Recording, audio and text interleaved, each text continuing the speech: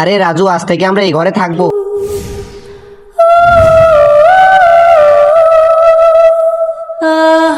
আচ্ছা রাজু, তুমি এখানে বসো, আমি তোমার জন্য পানি নিয়ে আসতেছি। আরে মিনা তো কখনো বলি না যে আমার যমজ বোন আছে। আরে মিনা তো কখনো বলি না যে আমার একটা যমজ বোন আছে, আর তুমি তো দেখতে একদম সেম টু সেম ওর মতো। আরে তুমি চুপচাপ কেন? আর তোমার নাম কি আমাকে বলো। আমি আমার বোনের মারার জন্য এখানে এসেছি। আমার নাম আঞ্জলিকা। রাজু, এ নাও পানি। আরে তুমি এ কার সাথে কথা বলতেছিলে? আরে মিনা, আমি তোমার যমজ বোনের সাথে কথা বলতেছিলাম, কিন্তু তোমার বোন কোথায় গেল? আর তুমি তো কখনো বলো না যে তোমার একটা যমজ বোন আছে একদম তোমার মতো দেখতে। তার আগে তুমি যদি এই ছবিটাকে মন থেকে ভালোবেসে থাকো তাহলে একটা লাইক, একটা সাবস্ক্রাইব করো। যদি না করো তাহলে বুঝে যাবো তুমি ছবিটাকে ভালোবাসো না।